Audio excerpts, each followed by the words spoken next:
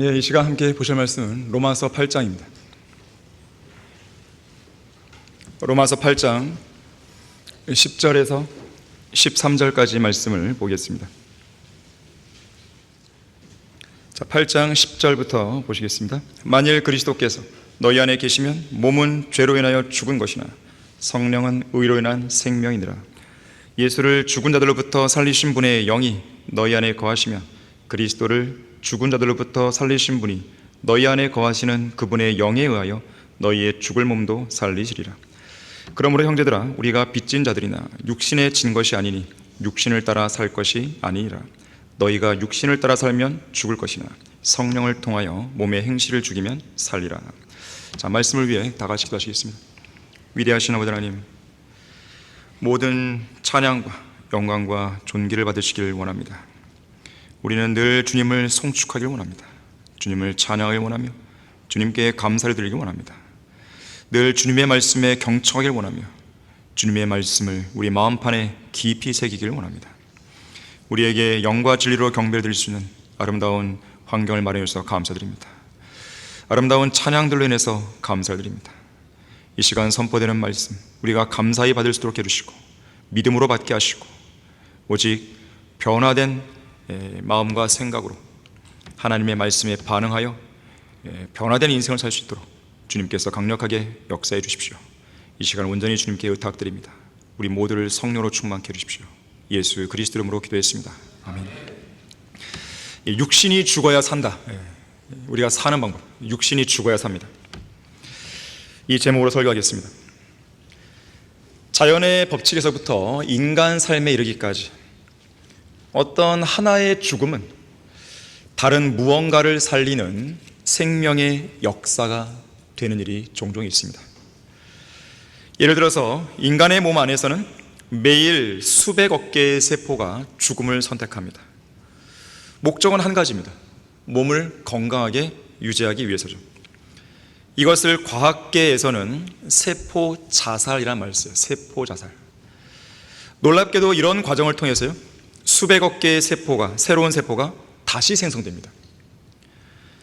만약 이러한 세포 자살이 제때에 일어나면 아무런 문제가 없겠지만 죽어야 할 세포가 죽지 않고 세포 자살이 너무 적게 일어나면 결국 암이 발생하게 되는 것이죠. 거대한 산불도 그렇습니다. 거대한 산불은 끔찍한 재앙처럼 보일지 모르겠지만 역설적이게도 숲이 다시 새롭게 살아나기 위한 필수적인 과정이기도 하죠. 왜냐하면 오래된 숲에서는 거대하게 자란 나무들이 햇빛과 흙의 영양분을 독점하기 때문에 그렇습니다. 하지만 산불을 통해 늙고 병든 식물들이 죽어서 잿더미가 되고 좋은 거름이 되면 그동안 빽빽한 그늘 아래 갇혀있던 땅에 비로소 햇빛이 닿게 되죠. 그제야 새로운 씨앗들이 힘차게 싹을 틔움으로써 숲은 전체적으로 건강하고 젊어지게 되는 거예요. 그렇다고 해서 산불을 정당화하자 그런 말은 아닙니다. 산불이 역설적이게도 그런 역할들을 해낸다는 것이죠. 한편 불을 밝히는 양초를 보십시오. 자신을 불태워 녹아내려야만 어둠을 밝힐 수 있죠. 소금도 마찬가지입니다. 완전히 녹아 없어져야 음식의 맛을 내고 부패를 막을 수 있습니다. 바닷속의 조개를 보십시오. 끊임없는 상처와 희생의 과정을 거쳐야만 비로소 영롱한 진주를 만들어내는 것이죠. 요한복음 12장 24절에서 예수님께서 말씀하십니다. 진실로 진실로 내가 너희에게 말하노니 한 알의 밀이 땅에 떨어져 죽지 아니하면 한 알 그대로 남아있지만 죽으면 많은 열매를 맺느니라. 2001년 9월 11일 미국의 뉴욕 맨해튼에서 일어난 9.11 테러를 아실 것입니다. 그 당시에 있었던 일화입니다. 이제 막 붕괴되려는 세계 무역센터 북쪽 타워 86층에서 일하던 한 변호사가 아비규환 속에서 사람들의 탈출 행렬에 끼어 있었습니다. 긴급하게 대여섯 층을 내려가던 그는 계단에서 놀라운 장면을 목격하죠. 건물 밖으로 피신하기 위해 비상계단으로 쏟아져 내려오는 사람들 사이를 뚫고 소방관 한 명이 위를 향해서 힘겹게 비집고 올라오고 있었습니다. 자신을 걱정스럽게 쳐다보는 그 변호사와 눈이 마주친 이 소방관은 이러한 말을 던집니다. 걱정하지 마세요. 이것이 나의 일이니까요. 이후 그 소방관은 철수 명령을 받고 건물 붕괴 30초 전에 탈출을 했다고 그러죠. 하지만 다른 소방팀장의 운명은 엇갈리고 말았다고 합니다. 그 소방팀장은 부하 대원들에게 전원 탈출을 지시한 뒤 자신은 끝까지 건물 안에 남습니다. 비상 계단에 홀로 남겨진 휠체어에 탄 사람이 무사히 빠져나가는 것을 돕기 위해서였습니다. 그러면서 부하 대원들에게 남긴 이 말은 결국 그의 마지막 인사가 되었습니다. 대원들, 이것이 나의 일이다. 그것이 바로 나다. 그러니 너희는 어서 빨리 이 건물을 빠져나가라. 대원들을 위해서 자기 자신을 희생한 것이죠. 오늘 본문 10절에서는요, 그리스도께서 너희 안에 계시면 몸은 죄로 인하여 죽은 것이나 성령은 의로 인한 생명이라고 말씀합니다. 13절에서는 성령을 통하여 몸의 행실을 죽이면 살리라고 그랬어요. 갈라디아서 2장 20절 말씀도 이렇게 선포하죠. 내가 그리스도와 함께 십자가에 못 박혀 있으나 그럼에도 나는 살아있노라. 그러나 내가 사는 것이 아니요. 내 안에 살고 있는 그 주체는 내가 아니라는 거예요. 내가 사는 게 아니에요. 그리스도께서 내 안에 사시는 것이라. 왜요? 나는 죽었기 때문에. 내가 이제 육신 안에서 사는 삶은 나를 사랑하시어 나를 위해 자신을 주신 하나님의 아들을 믿는 믿음으로 사는 것이라. 이것이 그리스도인의 사는 방법이에요. 더 나아가서는 고린도전서 15장 31절에서 바울이 이렇게 고백하죠. 나는 매일 죽노라. 매일 죽노라. 여러분은 매일 죽고 있습니까? 한 명도 없네요. 한 명은 있으라는데 한 명도 없네요. 매일 죽노라. 골로새서 3장 5절에서는요, 땅 위에 있는 지체, 이 지체를 말하는 게 아니라 음행과 부정과 사욕과 악한 색욕과 탐심을 죽이라고 그랬어요. 실제 내 몸을 자해하라 그 말이 아니잖아요. 이 육신적인 성향을 죽여야 됩니다. 물론 교리적인 측면에서 보면 우리는 이미 죽은 사람들이에요. 우리가 침례를 받을 때 바로 그걸 보여주는 거죠. 우리는 이미 예수님과 함께 죽었습니다. 내가 예수 그리스도를 믿고 구원받았을 때 나는 이미 죽은 것입니다. 그것을 침례를 통해 보여주는 겁니다. 우리의 신분은 죽은 사람들이에요. 하지만 여전히 타락한 이 육신을 입고 있기 때문에, 이 죄의 몸을 입고 있기 때문에 우리는 매일같이 죽어야 된다고 성경은 말하는 것이죠. 우리의 육신은 고쳤을 수 없습니다. 개수가 불가능해요. 아무리 튼튼하게 가꾸고 운동을 열심히 해서 튼튼하게 가꾸고 예쁘게 꾸미고 화장을 해서 예쁘게 꾸미고 잘 먹이고 잘 입힌다 하더라도 죽은 뒤에는 구더기가 파먹는 한 줌 흙에 불과한 것이죠. 성경은 이 육신을 가리켜서 죄의 몸이라고 규정하고 있습니다. 죄의 몸, 옛사람.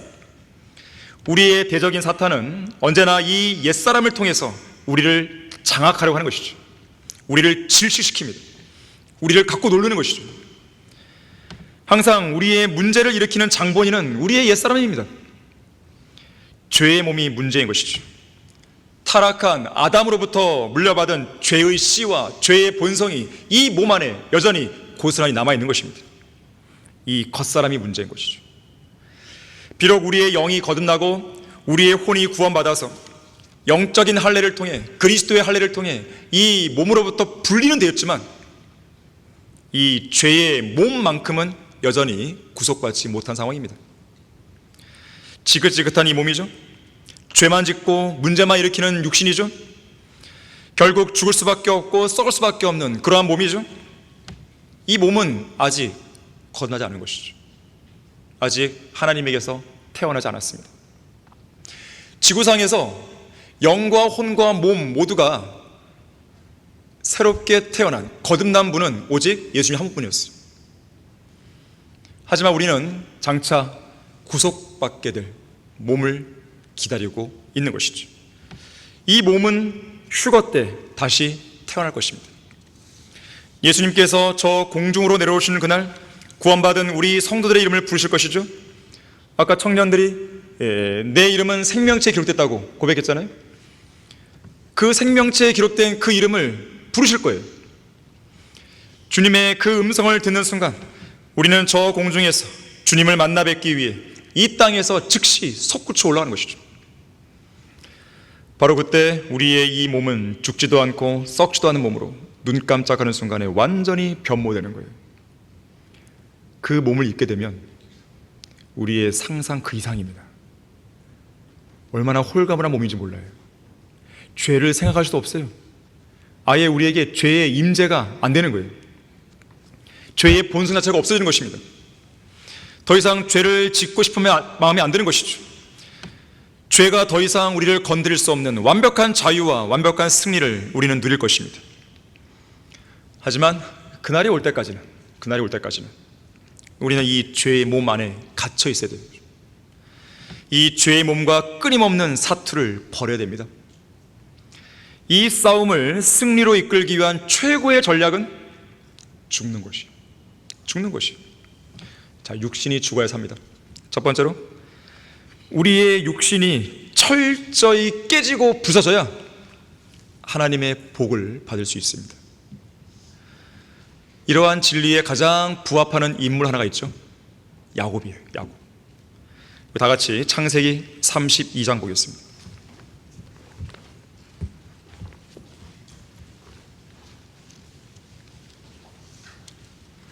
창세기 32장 24절에서 26절까지 보겠습니다.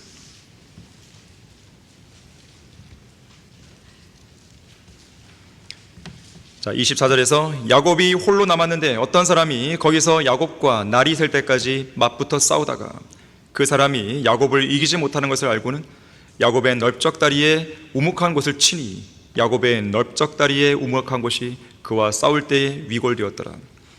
그 사람이 말하기를 날이 새니 나로 가게 하라 하니 야곱이 말하기를 당신이 나를 축복하지 아니하면 가게 하지 아니하겠나이다 하였고. 자, 여기서 야곱이 밤새도록 맞붙어 싸운 사람은 주의 천사죠. 당시 야곱은 어떤 상황입니까? 하란에서 얻은, 외삼촌 라반의 고향 하란에서 얻은 아내들과 자녀들 그리고 많은 가축을 데리고 카나안 땅, 그의 고향으로 돌아오고 있는 중이었습니다.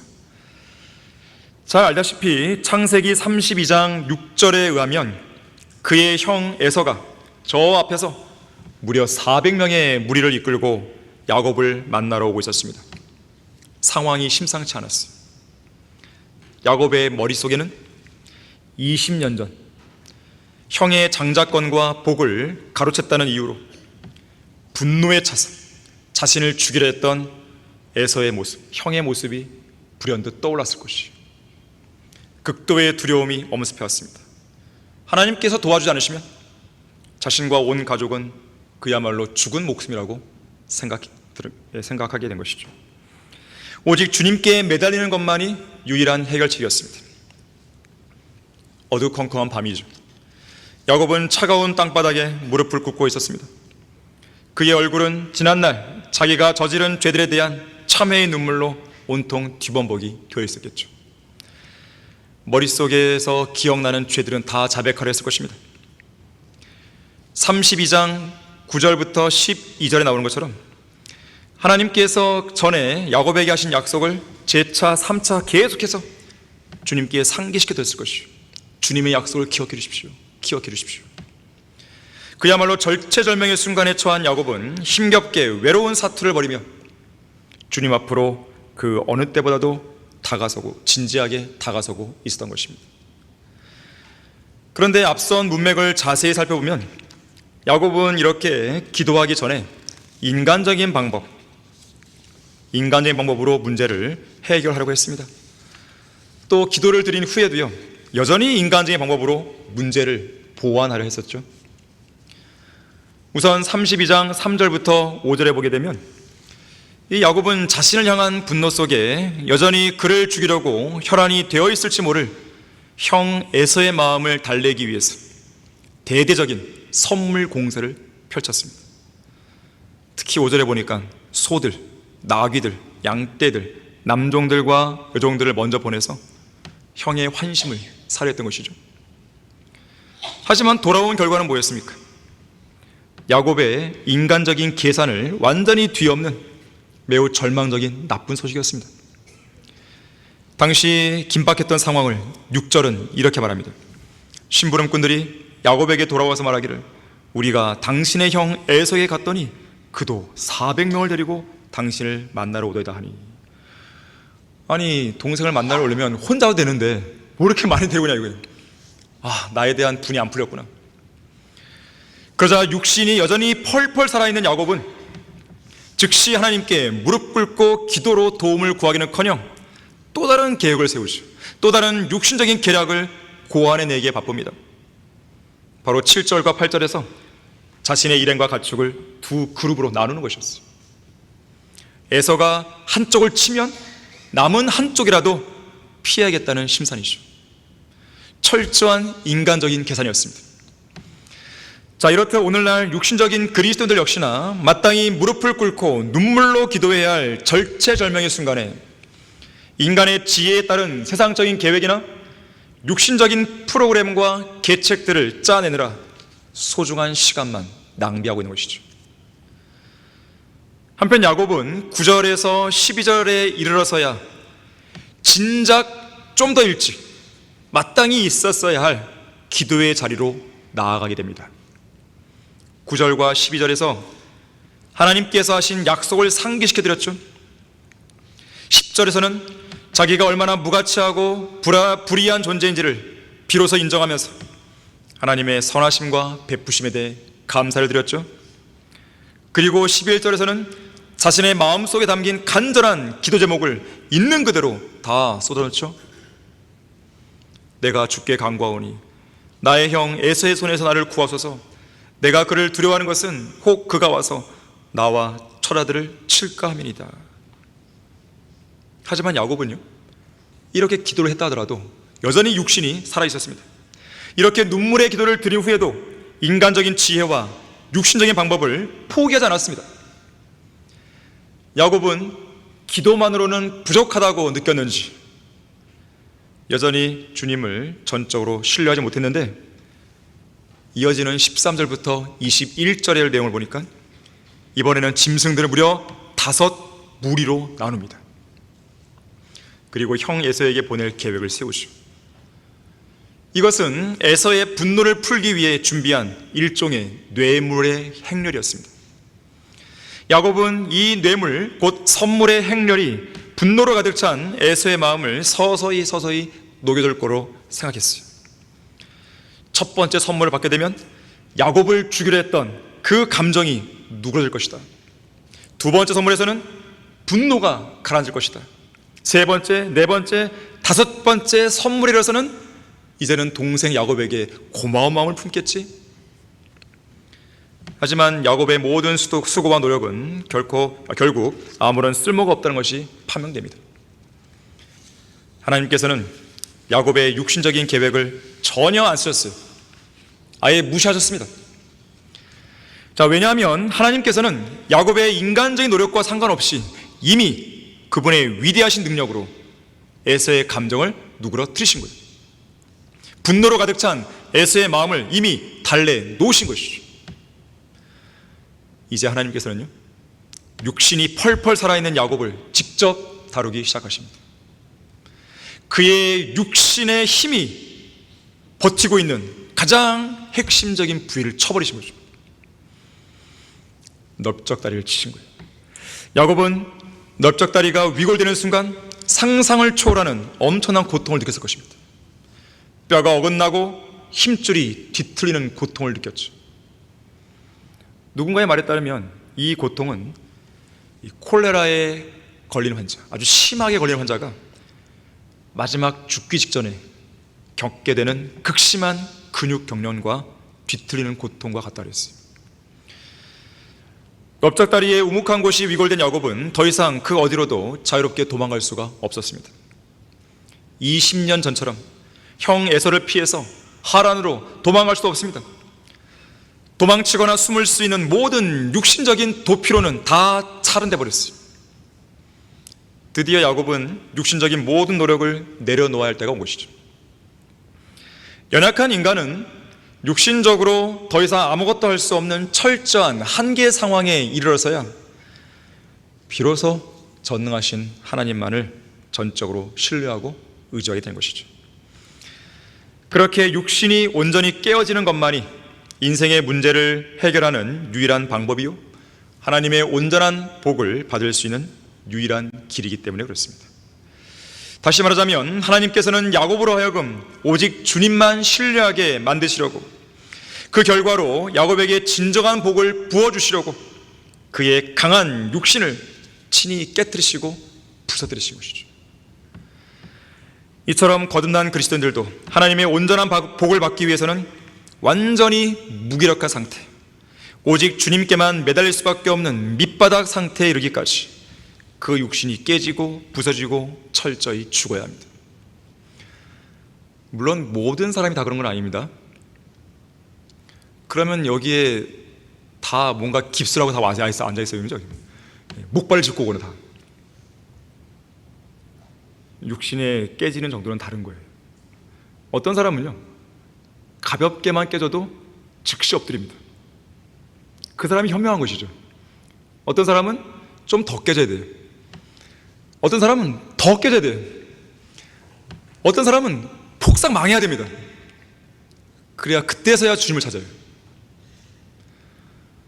여러분은 현명한 사람들 같아요. 사지가 멀쩡하니까요. 현명합니다. 그게 잘 사는 인생이에요. 야곱은 아주 심각한 부위를 깨지고 나서야 주님을 붙드는 것이죠. 창세기 32장 26절을 다시 한번 보세요. 그 사람이 말하기를 날이 새니 나로 가게 하라 하니 야곱이 말하기를 당신이 나를 축복하지 아니하면 가게 하지 아니하겠나이다 했고, 지금 야곱은 자신의 목숨을 걸고 주의 천사에게 간절히 매달리고 있습니다. 이미 앞선 25절에서 주의 천사가 넓적다리의 우묵한 곳을 위골시킨 순간 야곱은 극심한 고통 속에 그대로 바닥에 고꾸라졌을 것입니다. 눈에는 고통과 아픔의 눈물이 가득 고여 있었을 것이고, 한쪽 다리는 완전히 옆으로 꺾인 채 야곱은 무릎으로 기어가 필사적으로 주의 천사의 발목을 붙잡고 늘어졌을 것입니다. 만약 계속해서 그를 붙잡고 매달리며 맞붙어 싸웠다가는 주의 천사가 넓적다리가 아니라 다른 몸 어느 부위를 다른 부위를 더 쳐서 훨씬 더 고통스럽게 만들 수도 있는 상황이었어요. 어쩌면 야곱의 목숨을 그 자리에서 아예 끊어놓을지도 모를 그런 상황이었습니다. 하지만 그렇다고 해서 주의 천사를 이대로 보낼 수는 없습니다. 당신이 나를 축복하지 않으면 가게 하지 아니하겠나이다.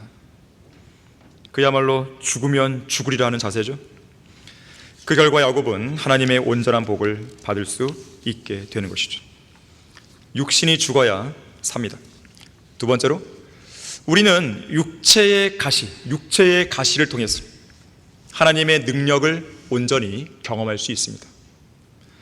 대표적인 사례가 바울이죠. 자, 고린도 후서 12장입니다.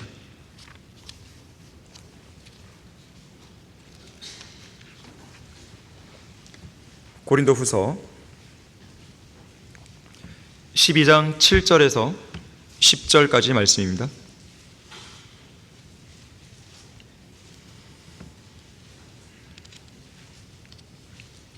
(7절에서) 지극히 위대한 계시들의 풍성함으로 인하여 내가 자고하지 않도록 스스로 높아지는 것이죠.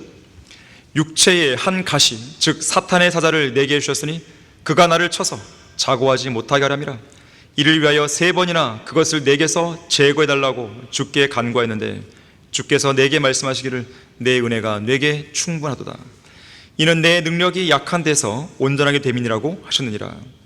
그러므로 내가 오히려 매우 기쁘게 나의 약한 것들을 자랑하리니 이는 그리스도의 능력이 내게 거하게 하려 함이라. 그러므로 내가 그리스도를 위하여 약한 것들과 모욕과 궁핍과 박해와 공경을 기뻐하노니 이는 내가 약할 때 곧 내가 강하기 때문이라.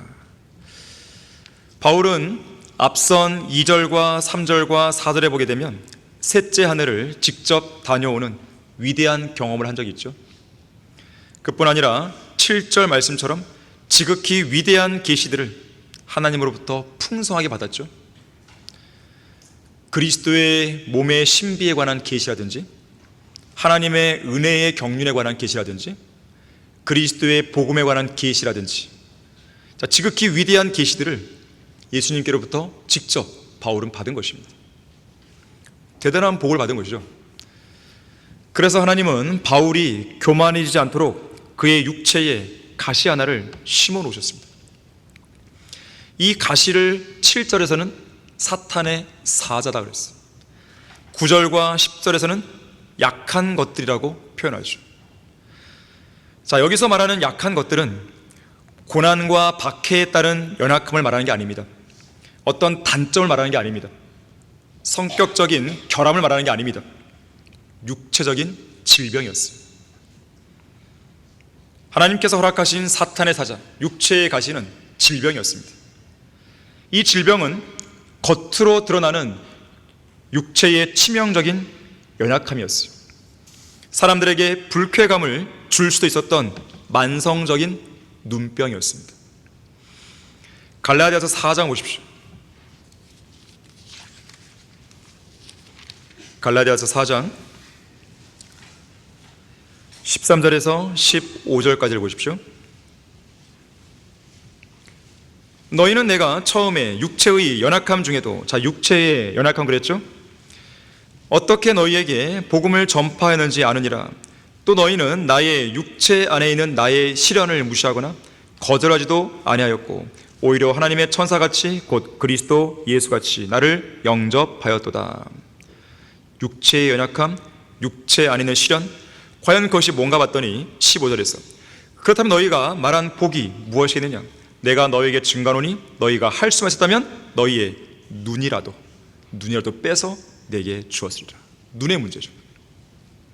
바울이 가진 연약함입니다. 눈의 문제예요. 바울은 심각한 눈의 문제를 평생 동안 안고 살았습니다. 이 눈의 문제를 해결하기 위해서 3번이나 간구했죠. 어떤 사람이 그러더라고요. 하나님께 기도를 할 때 몇 번이나 간구를 해야 됩니까? 혹시 바울처럼 3번까지만 하면 됩니까? 맞나요? 하나님께 3번 간구했을 때 응답을 받은 거죠. 놓으라고. 응답이 왔기 때문에 거기서 멈춘 거죠. 응답을 받을 때까지 계속 기도하는 거죠. 계속 기도하는 거죠. 이건 참고로 알아두십시오. 이 바울은요, 사도행전 9장 3절에서 처음 회심했을 때 다마스커스로 가는 도중에 하늘로부터 내려와 그를 둘러 비췄던 강력한 그 빛 때문에 눈이 멀어버리잖아요. 나중에 이제 아나니아의 안수를 통해서 다시 눈을 뜨기는 했지만 그때 발병했던 치명적인 눈의 질병이 육체의 한 가시이자 육체의 연약함 혹은 육체 안에 있는 시련이 된 것이죠. 바울의 남은 일생을 계속 따라다닌 것입니다. 어쩌면 이 육체의 가시는 위대한 사도였던 바울에게는 치욕적이고 부끄러운 약점이었을지 몰라요. 왜 그렇습니까? 바울에게는 사도의 표적들이 있었어요. 사도의 표적들을 통해 하나님의 능력으로 온갖 비상한 기적들을 일으켰던 사람이었어요. 심지어 사도행전 19장 12절에서는 그의 몸에서 손수건이나 앞치마를 가다가 병자들에게 대기만 해도 모든 질병이 떠나가고 악령들이 쫓겨났죠. 그런 엄청난 능력을 행했던 바울이 정작 자신의 병은 치유하지 못했던 것이죠. 심지어 바울은 자신의 연약한 육체 때문에 사역하는 내내 의사인 누가를 항상 데리고 다녀야 했습니다. 로마 감옥에서 마지막 죽음을 눈앞에 두었을 때도 누가가 그의 곁을 지켜주었죠. 자, 바울에게 이토록 고통스러운 육체의 가시가 주어진 목적은 매우 분명했습니다. 바울을 자고하지 못하게 하기 위함이었어요. 하나님의 사랑이죠. 또 9절에서 고린도후서 12장 9절에서 보는 것처럼 하나님의 능력이 약한 데서 온전하게 되어 그리스도의 능력이 온전하게 나타나도록 하기 위함이었습니다. 러크만 목사님은 이렇게 얘기했어요. 나는 하나님께서 들어쓰신 몇몇 유명한 목사들에 대해 생각한다. 하나님께서 들어쓰신 거예요. 그런데 이들에게는 뭔가 문제가 있었어요. 그들은 각기 무언가 잘못된 것을 지니고 있었다. 존 롤링즈는 신경 쇠약증 같은 것을 갖고 있어서 위궤양을 앓았다. 해롤드 해니거는 어떤 위대한 사역을 펼치다가 마침내 3번의 심장마비를 일으켰다. 그는 수술을 받았고 사역의 속도를 늦출 수밖에 없었다. 달라스 빌링턴은 3번의 심장마비를 겪었고 4번째에는 숨을 거두고 말았다.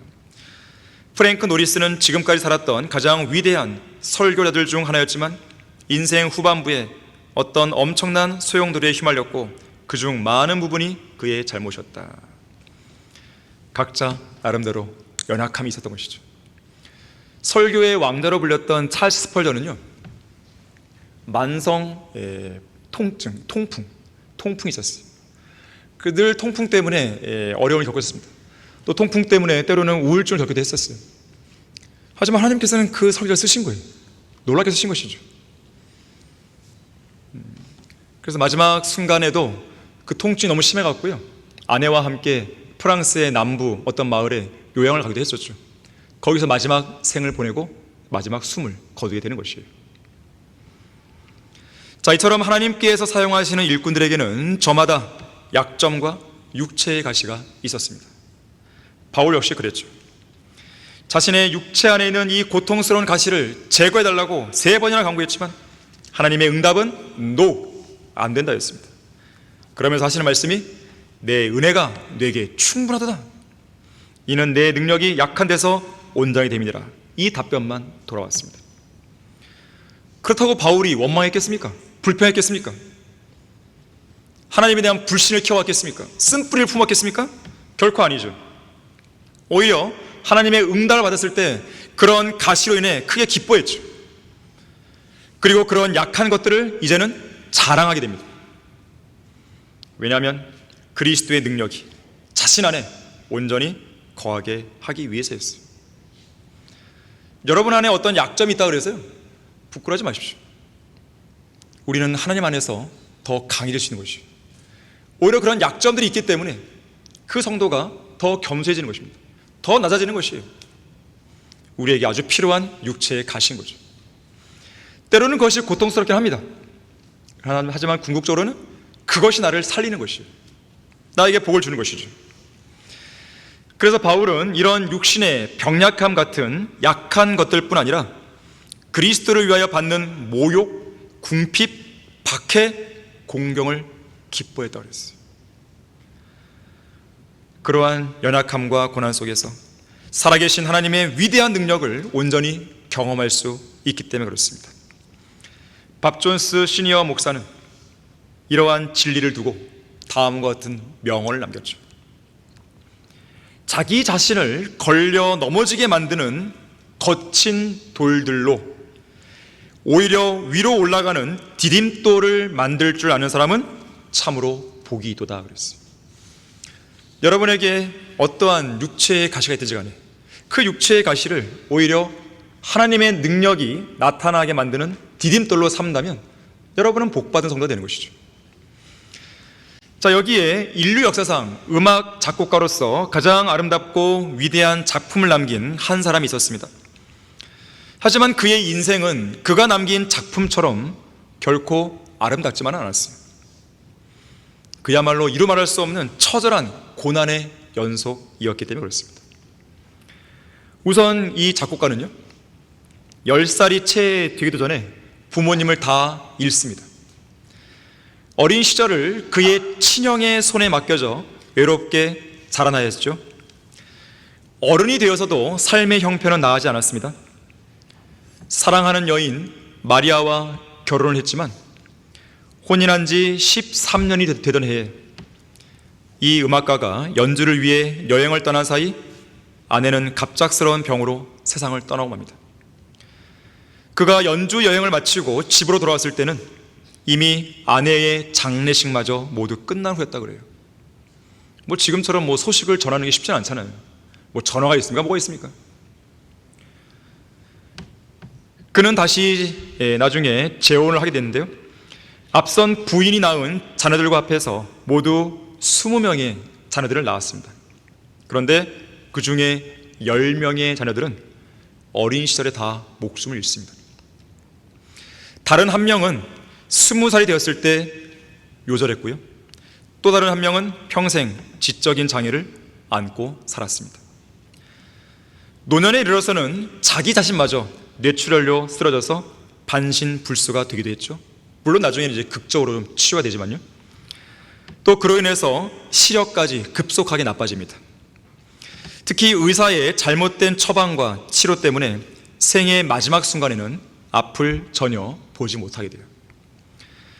그의 곁을 지니던 둘째 부인 안나 마크 달레나가 죽었을 때는 너무나 가난하고 형편이 어려워서 제대로 된 장례식도 못 치러졌죠.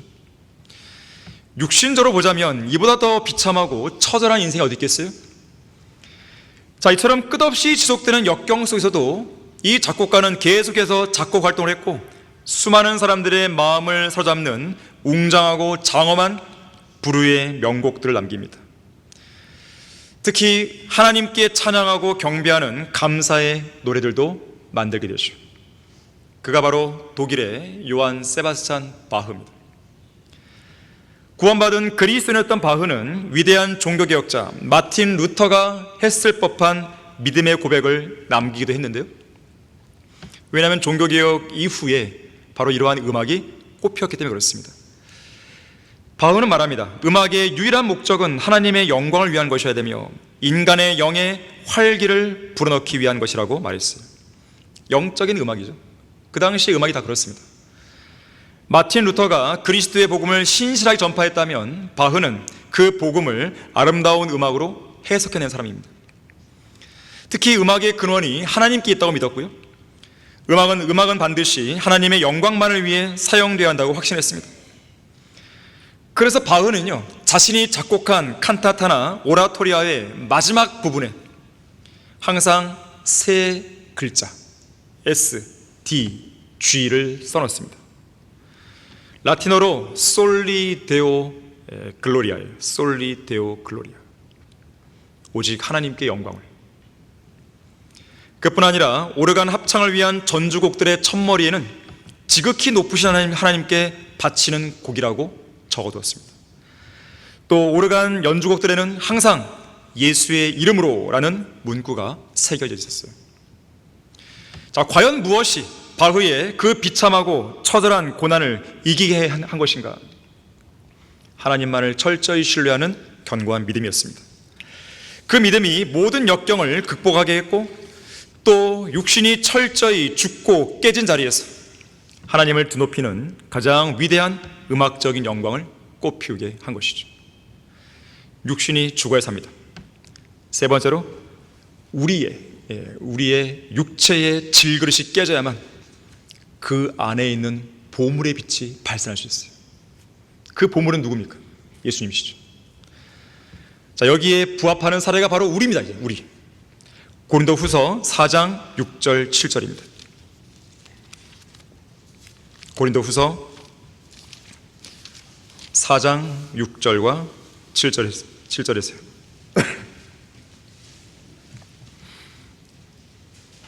6절 보시면 이는 어두움 속에서 빛이라고 명령하신 하나님께서 예수 그리스도의 얼굴에 있는 하나님의 영광을 아는 빛을 주시기 위하여 우리 마음에 비추셨기 때문이라.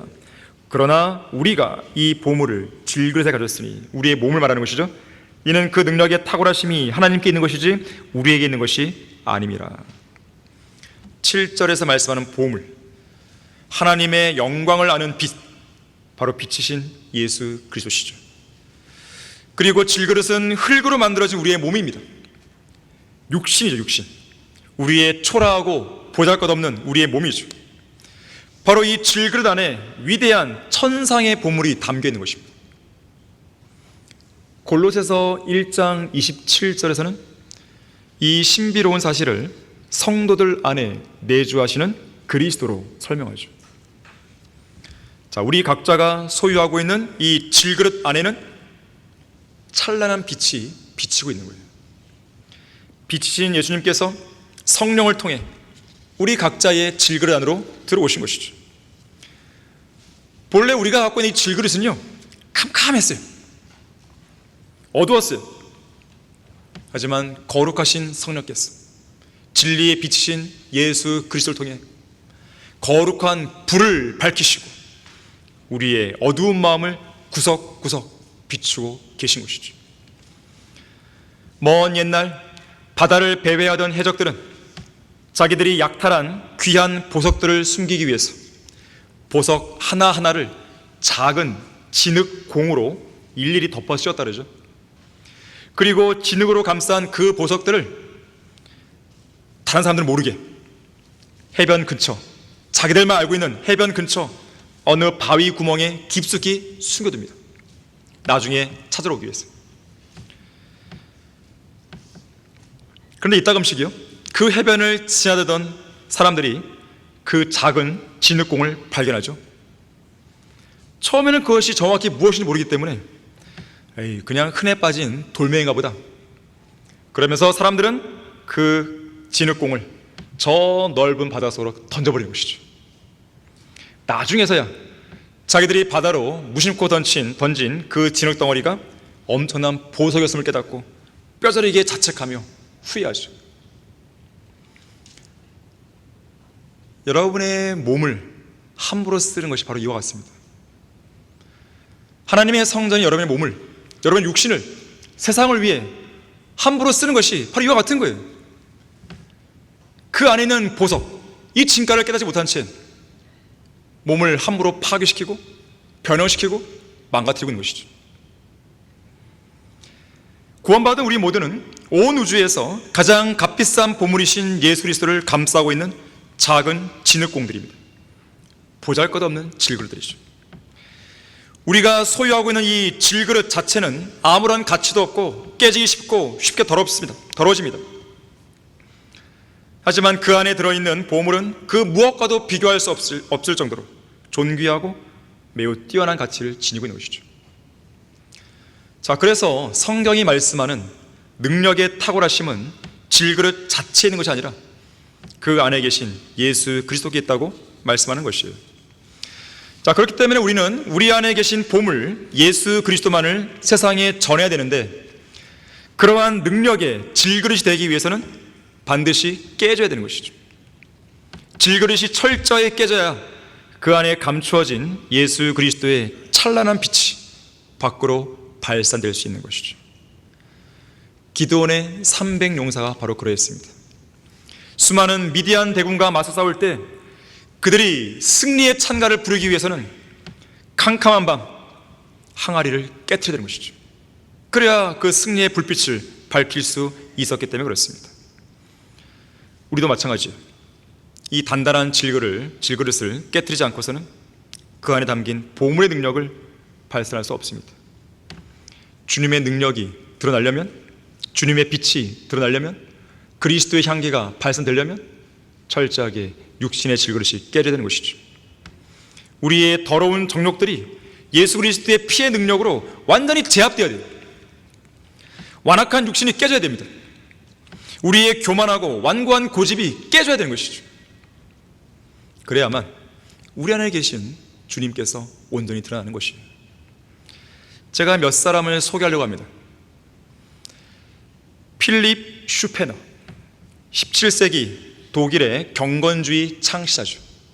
경건주의. 필립 슈페너가 이렇게 말했습니다. 자칭 그리스도인이라고 하는 사람들은 영적으로 죽어있는 사람들입니다. 참된 그리스도인은 단순히 교리를 믿는 자가 아니라 육신의 행실을 죽이는 자입니다. 우리 안에 있는 이기적인 옛사람이 십자가에서 철저히 죽임을 당해야 됩니다. 육신의 본성이 죽지 않다면 아무리 경건한 척해도 영적인 생명은 시작되지 않습니다. 마음속의 정욕과 세상적인 탐욕을 매일매일 죽음의 자리에 내어주는 아픔이 필요합니다. 영적인 탄생은 언제나 육신적인 자아의 죽음이라는 비참한 고통을 동반하기 마련입니다. 옛사람이 죽는 장소에서 하나님을 향한 참된 사랑이 고개를 들게 됩니다. 그러므로 날마다 육신을 쳐서 복종시키는 죽음만이 영적으로 소생할 수 있는 비결입니다. 다음은 요한 웨슬리예요. 육신의 죄성이 완전히 죽어야 됩니다. 그리스도인은 거듭난 이후에도 내면에 여전히 살아 움직이는 육신의 부패함을 마주하게 됩니다. 이 죄의 본성은 뿌리째 뽑혀야 하며 영적인 단두대 위에 처형시켜야 됩니다. 육신적인 자아의 활동이 정지될 때 그 마음에 하나님의 온전한 사랑이 가득 채워집니다. 우리 안에는 옛사람이 완전히 숨을 거두어야 비로소 그리스도인은 영적으로 소생할 수 있습니다. 다음은 조지 휘필드. 타락한 인간의 본성에 철저한 사형 선고를 내리십시오. 아담에게서 물려받은 이기적이고 타락한 육신의 성품은 십자가에서 처형되어야 합니다. 육신이 시퍼렇게 살아있는 성도는 성령 하나님의 역사를 거부하고 영적으로 눈멀게 됩니다. 육신적인 자아가 절망하여 완전한 죽음의 상태에 이를 때 하나님의 은혜가 임할 수 있습니다. 마지막으로 앤드류 머레이. 거듭난 그리스도인은 예수 그리스도와 함께 십자가에 못 박혀 육신의 생명이 이미 끝난 존재입니다. 우리의 고집스러운 자아와 세상적인 지혜는 무덤 속에 머물러 있어야 마땅합니다. 육신의 성품이 다시 살아나서 활동하려 할 때마다 십자가의 효력을 선포하십시오. 나 자신이 완전히 없어지고 사라질 때 비로소 포도나무이신 주님의 진액이 흘러들어옵니다. 자아의 죽음은 단 한 번의 감정적인 결단이 아니라 매일매일 유지해야 할 영적 상태입니다.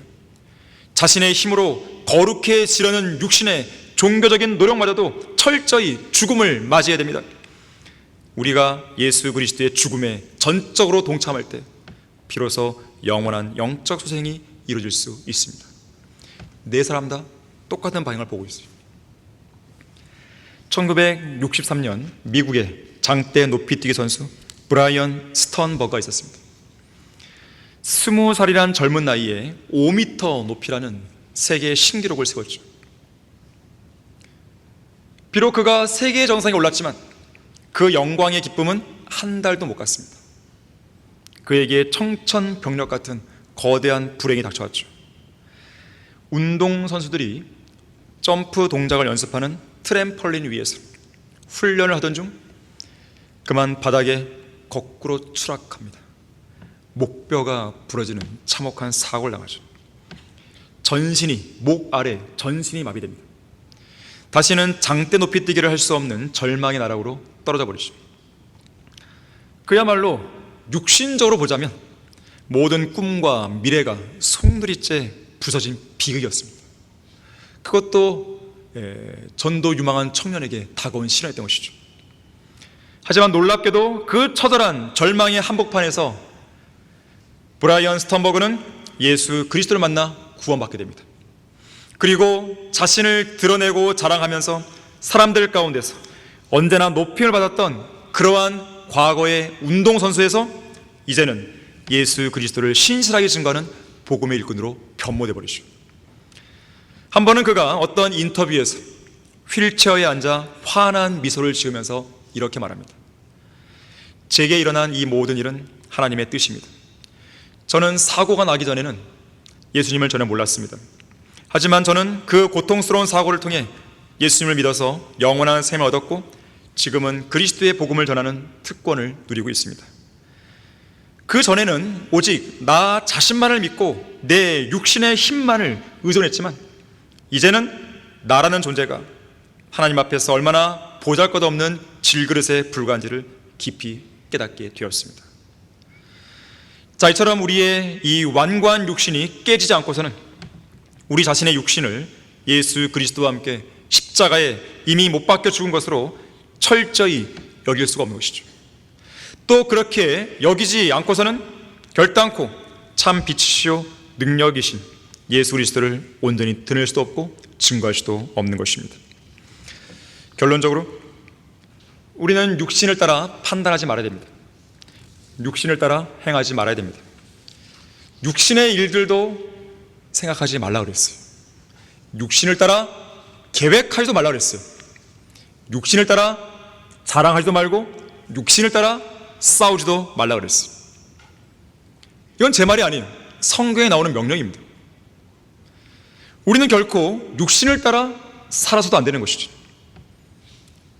우리는 육신을 따라 살아야 할 만큼 육신에 빚진 자들도 아닙니다. 오늘 본문 13절에서는 너희가 육신을 따라 살면 죽을 것이나 성령을 통하여 몸의 행실을 죽이면 산다 그랬어요. 우리의 육신이 예수 그리스도와 함께 십자가에 못 박혀 죽었다는 것을 알아야 되고, 날마다 육신을 죽은 것으로 여겨야 되고, 또한 육신의 악한 행위들을 매일매일 죽여야 되는 것이죠. 예수 그리스도의 말씀처럼 날마다 자기를 부인하고 날마다 자기 십자가를 져야 되는 것이죠. 육신을 따라 살면서 죄를 짓게 되면 하나님은 반드시 여러분의 육신의 생명을 거두할 수도 있는 거예요. 반면에 성령을 통해 몸의 행실을 죽이게 되면, 그래서 죄를 짓지 않으면 우리의 지상 생명은 길어집니다. 갈라디아서 5장 24절에서는 그리스도인들이 육신을 십자가에 이미 못 박은 사람들이라고 말씀하고 있습니다. 이 사실을 무시하고 살기 때문에 많은 성도들이 하나님의 징계에서 벗어나지 못하는 거예요. 평안이 없습니다. 기쁨이 없습니다. 그러면서도 그들은 죄를 자백하지도 않고 죄를 버리지도 않아요. 끔찍할 만큼 매를 많이 맞고 만신창이가 되어가는데 죄를 버리지 않는 고집센 사람들이 있는 것이죠. 육신이 죽어야 됩니다. 육신이 죽어야 사는 거예요. 지금 당장 육신적인 삶을 멈추고 거룩하신 하나님 앞에서 성령의 능력으로 승리하는 삶을 살길 바라겠습니다. 자, 기도하겠습니다. 위대하신 아버지 하나님, 오늘도 두 번에 걸쳐서 아름다운 예배를 드리게 해주셔서 감사드립니다. 우리의 매일매일의 삶이 사실상 예배의 삶이 되어야 됩니다. 그러한 삶 속에서 우리는 주님을 영화롭게 드리고 기쁘시게 해드리는 것입니다. 교회 안에서의 삶과 세상에서의 삶이 달라서는 안 되는 것입니다. 교회에서의 삶과 직장에서의 삶이 달라서는 안 되는 것입니다. 우리 그리스도인들과 만나는 삶과 세상 사람들과 만나는 삶이 달라서는 안 되는 것입니다. 우리는 언제 어디에 있든지 우리의 육신을 죽이고 오직 그리스도만 드러낼 수 있어야 되는 것입니다. 이 자리에 앉아있는 성도들이 지금까지 어떻게 살았든지 관계없이 과거의 삶들은 예수 그리스도의 피로 다 묻어두고 다 제거해버리고 오늘 계기로 해서 새롭게 출발할 수 있도록 도와주십시오. 주 예수 그리스도 이름으로 기도했습니다. 아멘.